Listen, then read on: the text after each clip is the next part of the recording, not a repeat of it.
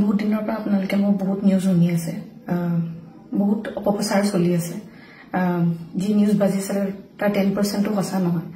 আৰু মই ইমান দিনে একো মাত মাতিব পৰা নাই, কাৰণ ইমান হেৰেছমেণ্ট, ইমান মেণ্টেল হেৰেছমেণ্ট, যোনটো কেতিয়াও মই ভাবাই নাছিলো হ'ব বুলি, সেইখিনি মই পাৰ কৰিব লগা হৈছে।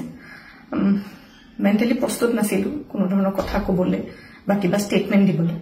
সেইটো কাৰণে 7 দিন মই যেনে যেনে কটালো, কিন্তু এতিয়া জোখতকৈ বহুত বেছি অপপ্ৰচাৰ চলিছে। বহুত ধৰণে মোক সাঙুৰ খুৱাইছে বিভিন্ন ক্ষেত্ৰত। ন্যায়ালয়ে মোক দোষী কৰা আগতে নিউজ মিডিয়াই মোক দোষী কৰি মোক এতিয়ালৈকে ফাঁচি দিছে। মোক অলৰেডি মই দোষী বুলি কথা কৈছে, আৰু বহুত ধৰণৰ নিউজ, বিভিন্ন ধৰণৰ নিউজ, য'ত মোৰ কেছটোৱে ট্ৰেডিঙৰ ওপৰত আছিলে, কিন্তু এতিয়া কেছটো অকল মোৰ ওপৰত হৈ গ'ল। আজি ফাইনেলি বহুত দিনৰ পিছত সাহস কৰি মই চাৰেণ্ডাৰ কৰিব ওলাইছো। মই ফুল কোঅপাৰেট কৰিম পুলিচৰ লগত। ইমান দিনে কৰিব পৰা নাছিলো, মই পলাই ক'তো থকা নাই, মই লুকাই আছিলো অকণমান, মই পৰা নাছিলো সহ্য কৰিবলৈ। ইমান সহজ নহয় নিউজ এটা শুনি থকা বা নিউজ এটা কৰি থাকিলে, যি মন যায় তাকে কৈ আছে, কোনো ধৰণৰ তথ্য নোহোৱাকে কথা কৈ আছে।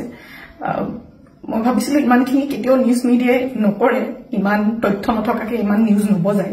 কিন্তু আজি মিডিয়াৰ ফলত মই আজি দুখী। গোটেই মানুহৰ আগত মোৰ মান সন্মান, মোৰ মা দেউতা, মোৰ পৰিয়ালৰ গোটেইবোৰ উলংঘ হৈছে। আৰু এতিয়া আৰু ধৈৰ্য ধৰিব পৰা নাই, চবৰ এটা সীমা থাকে। সেইটো কাৰণে আজি মই চাৰেণ্ডাৰ কৰিম। আৰু মোৰ বিশ্বাস যে তথ্য চাই ন্যায়ালয়ে ডিচিশ্যন ল'ব, আৰু মিডিয়াৰ নিউজ চাই নহয়।